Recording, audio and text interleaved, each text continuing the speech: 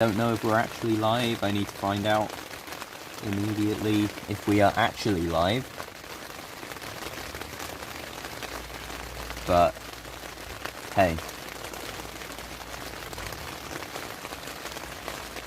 yes, we are officially live. That's pretty cool. As you can hear, it is raining. It is nasty weather. Yeah, we're officially live now.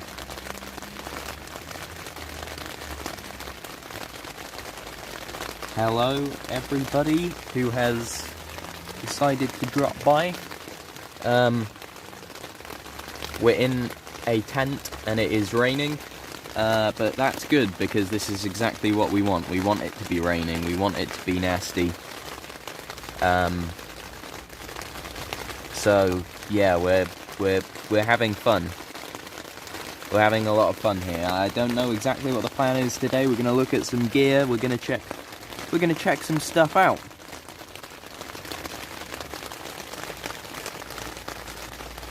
Okay, so this is the Vango Scarfell 200 that we're in. I actually have no idea how well that you can hear this if you're watching, but yeah.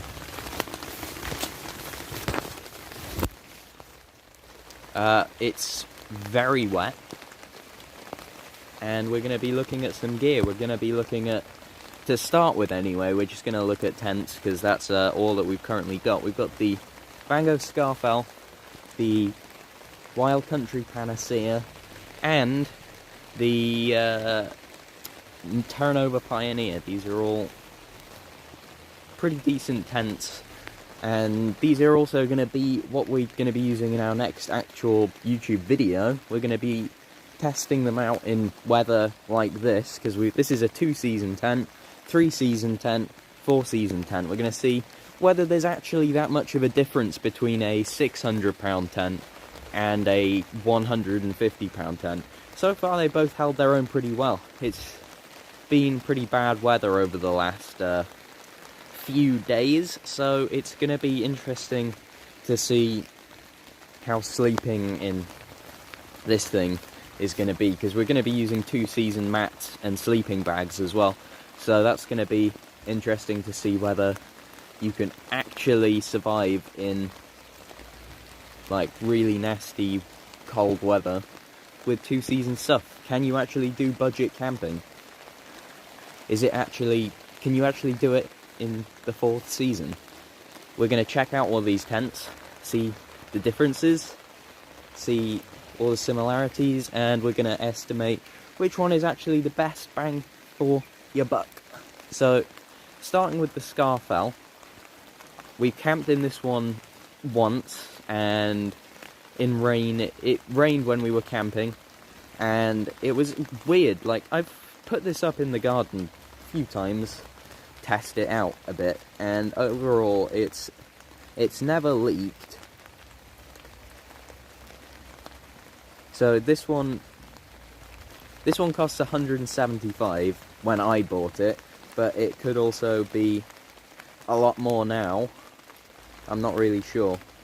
But it's never leaked while I put it in the garden, but the first time I took it outside it leaked, which was really annoying. I don't know if it's because it was prolonged rain, but it's been pretty bad. So this is actually the biggest tent that we have. This is actually the biggest of the 3 that we've got pitched. Like, this thing is massive, you know? Like, I'm lying down at full stretch here, feet touching one end, and we've still got a good, you know, like a good foot behind us, and I'm like 5'9"-ish, 5'9". So what you've got with this one is really big, spacious area, big porch at the front, which is nice. I guess the one big complaint that you would say for this one is that it is very not very strong in the wind, you know? Like, we look here and that would flap a lot in the wind. That would flap a lot. And then we look at the poles. It's a pretty basic tunnel tent structure. You've got guy lines coming off of the 2 poles. They're 8mm poles, so they're reasonably thick, but they're, you know, we compare it to how thick this is, and it's a bit different, isn't it? And also, there's something weird going on at the back here. It's really wonky and stuff. I don't know what the hell's going on with that. It's always been like that. It's something weird to do with the peg out points here. This side here seems shorter than this side, which is pretty funny. But, oh well. And then here is the Panacea. Wild Country Panacea. This one is a very nice tent. We've used this one a lot of times. We've used it in nice weather, we've used it in bad weather, we've used it in mediocre weather, and it's always done pretty well. I guess the big difference here is, like, you look at the outside of it, and you've got this, from that end of the pole there to that end of the pole is the sleeping area, which just gives you the, you know, it shows you just how big the porches are on this thing. Like, you've got one massive one here, and then you've got another even bigger one here, you know. This one's around 80 centimeters, this one's 70. And the other big difference is the actual material. This stuff is a 65 denier polyester, which is a very thick material. This one's around a 40, and you know, you can feel it. This is a thinner material, you know. This is a thicker material by far. But I guess the one thing that you've got to think about there is that it adds a lot of weight to this. Because this tent weighs 3 kilograms, that one weighs 2.4. So it's a big difference. So when we compare interior space, you could say that the porch here is not anywhere near as big, but you know, it's reasonably sized.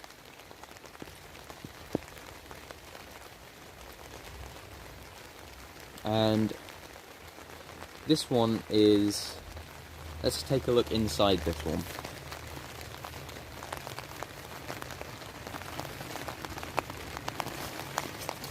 We take a look in here. This one's got quite a few of the tape bits to keep it together. And then we open it up. Got a nice big porch. And inside of here is quite a bit. It's quite spacious, but it's also, I would say, it's quite a bit smaller than the other tent. So this one's got about 120 centimeters across the front, and it's just over 6 feet long.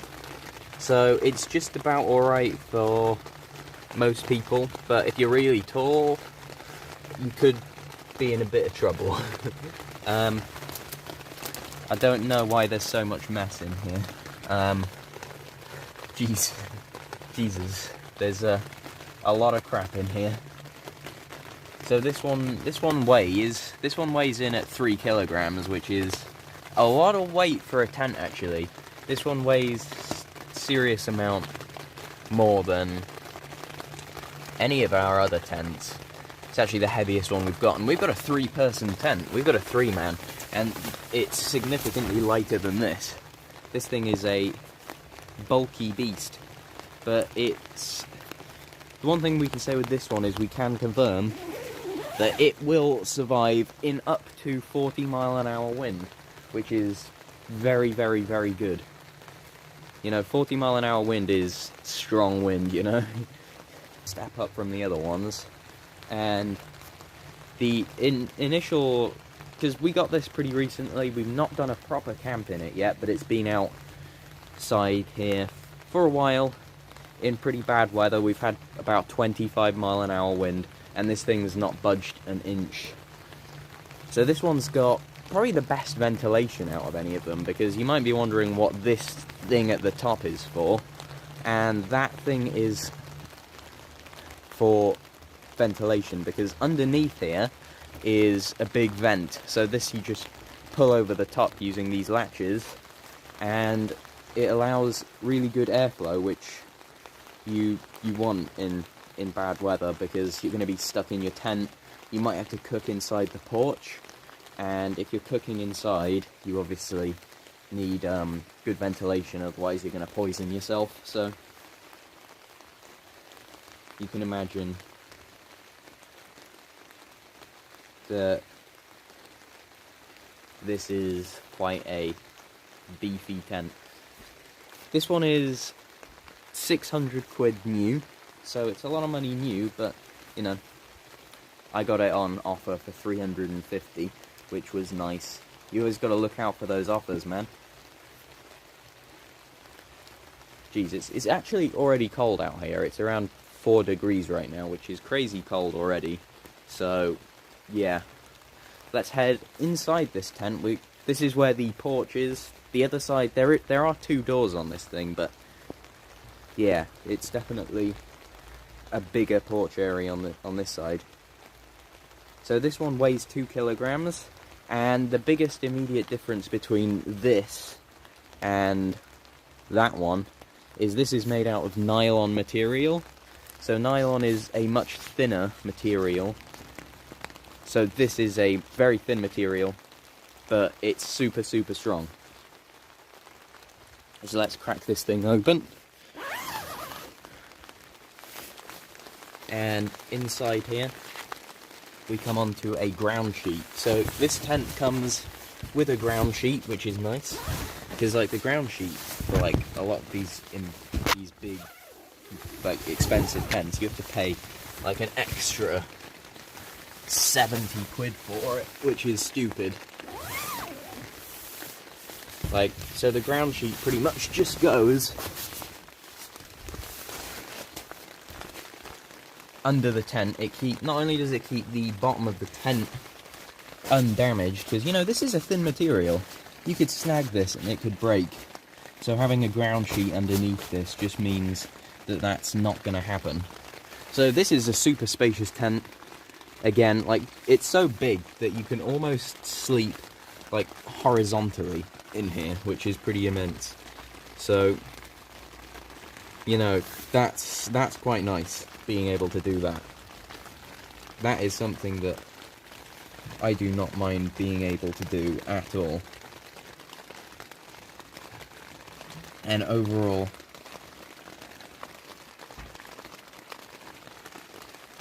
this is a tent which is very, very good, but the real question is, how does it compare with a budget tent, and is it actually that much better?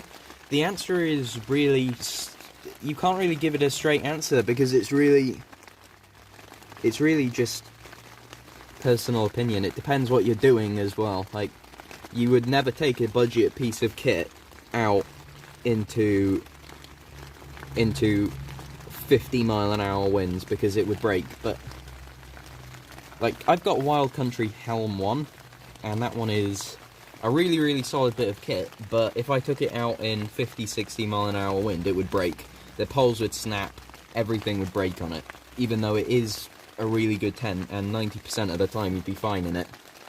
And then, like, Wild Country is probably the best UK brand, because, like, you can buy a Hilleberg tent for £1,000, but at the same time, is it actually necessary for this country? No, it is absolutely not necessary for this country. It's just precautions, I think. But I guess I'll take you to see the real budget stuff. where the good old stuff is.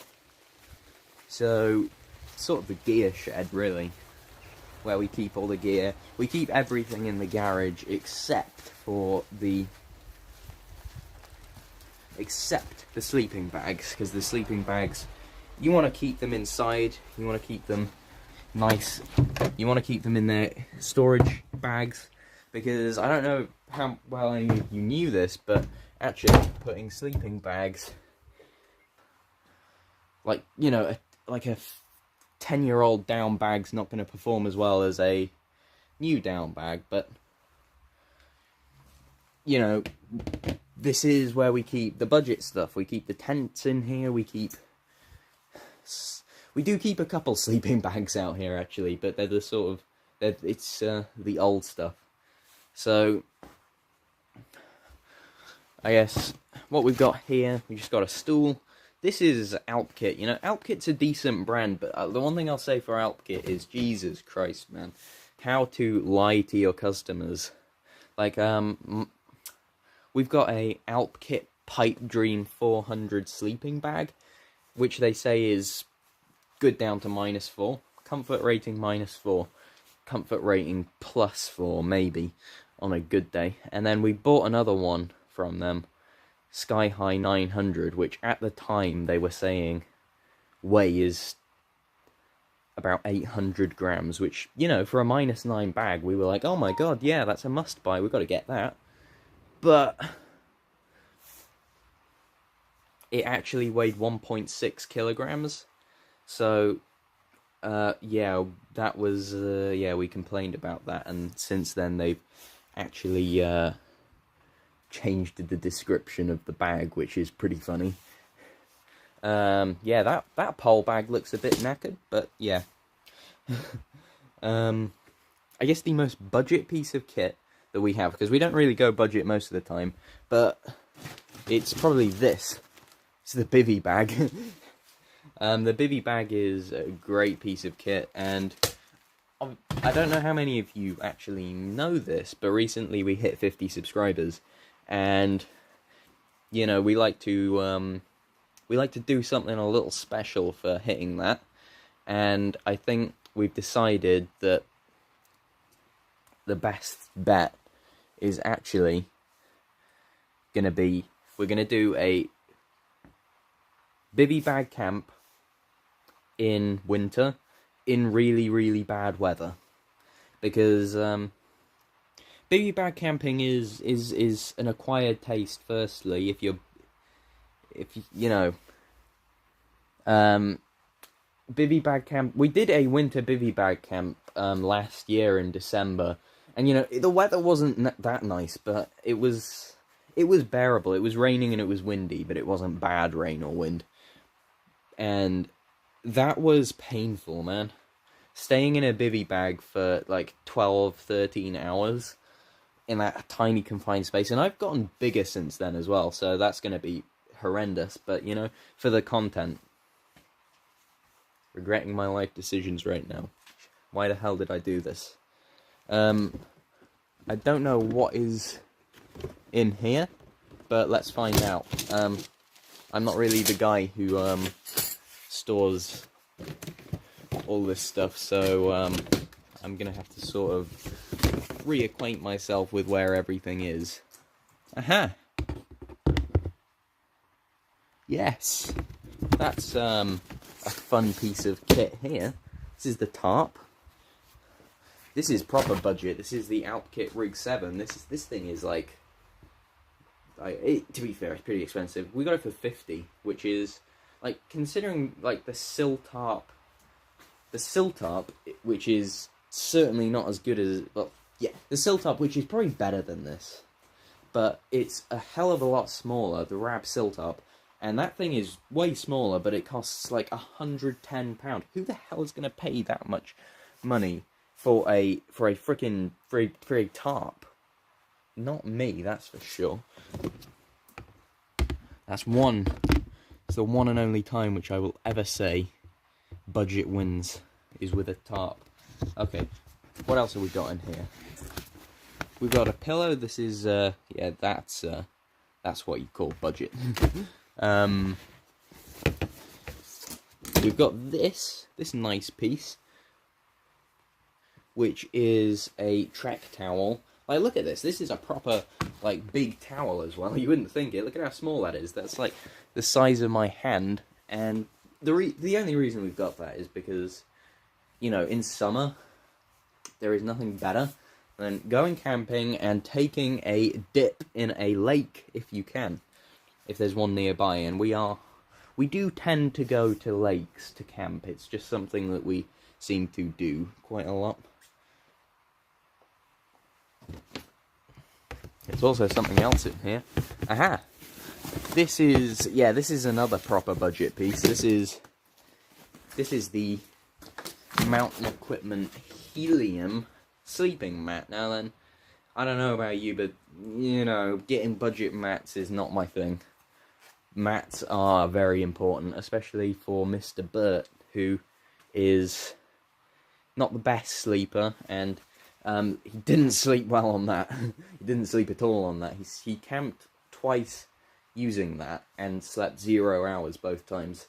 So, like, I slept alright on it, but, like, I can sleep anywhere. I could sleep there, on that floor. I could sleep on that rock floor right there. So, for me anyway, budget sleeping mats are not the way to go. Give me a good £250 sleeping mat. Like, for especially for people who don't sleep that well. And also, this thing is a 3.8 R value, which is supposed to be around -5, but I'm gonna call BS on that. That's wrong. That wouldn't keep you all down to -5. What else have we got around here? There's a whole other tub here, which is pretty interesting. I don't know what's in this. Ah. Okay, this is pretty good. Here's the same thing. 2 of those. Which, yeah, okay. Yeah, that's pretty funny. Why the hell do I have 2 of those? That's so stupid. I guess it was, like, early days. What else have we got in here? We've got...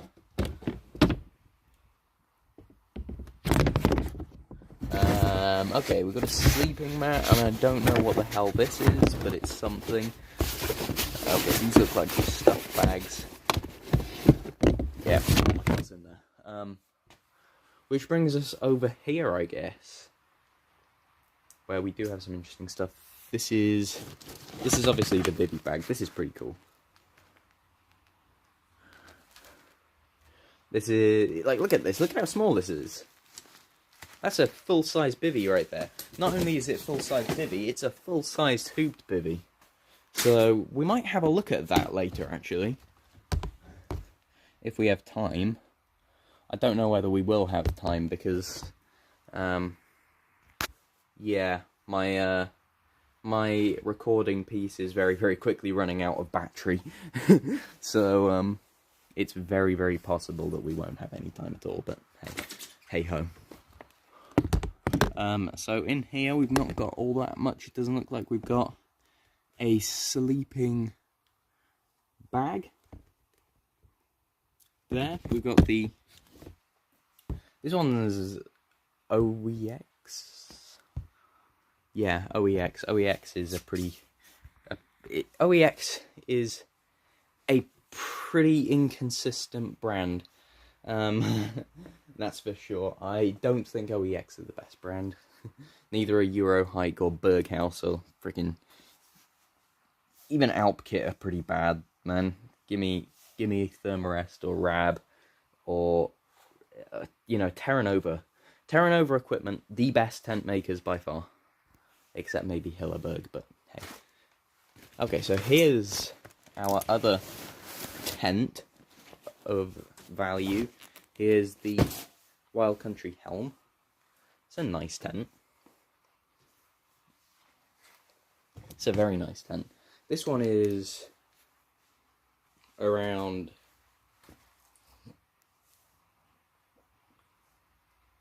This one's around 2 kilograms as well. So this is interesting though. This is the big interesting thing. The helm is the exact same design as the Terra Nova Pioneer, which was outside. It's the four-season one.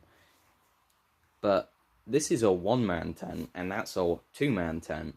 But they weigh exactly the same. That really just shows you the difference between nylon and polyester materials. And then that's the Cairngorm. That's the Vango Cairngorm 300. Yeah, it's not the best tent in the world, but hey, it's a really solid tent, man. That thing is, we've used that a lot. That deserves quite a bit of that doesn't owe us anything much. Okay. I guess we may as well quickly showcase the bivy bag which we will be sleeping in.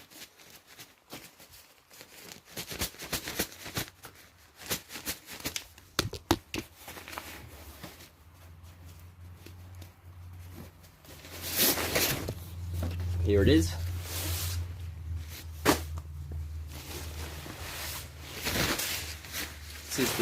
This is Alp Kit. This is a decent piece of kit. I give Alp Kit one thing, and it's that they do a pretty good hoof bivy. Here it is. So as you can see, it's pretty short. Yeah, I'm really regretting my decision to actually camp in this. This is yeah, it's pretty small, but hey, we're gonna do it. We're gonna do it. Winter camp in this. It's gonna happen. So it's a pretty nice pitch. You just you've got cross poles like that go that way and then that way at the front, and then you peg out at the bottom. So yeah, if there's condensation, you're screwed, because this thing is, you know, if you want like a bivy that's going to manage condensation, this is not the one. This is not the one. You want the Rab Ridge Raider, because that thing is very well ventilated and very spacious for a bivy. You could almost pass it off as a small tent, you know? But like, that's 300 quid for a bivy, which is stupid. Just buy a freaking tent. This one's more reasonable. I think I got this for £75, and I think this is really solid. I really think this is pretty good.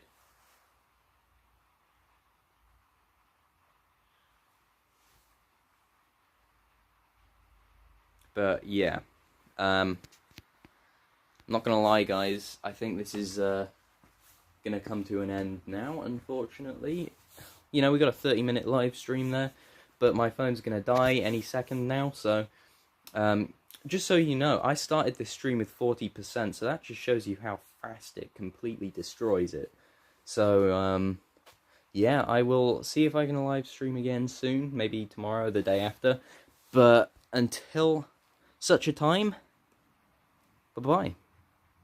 If I can actually figure out how to end it.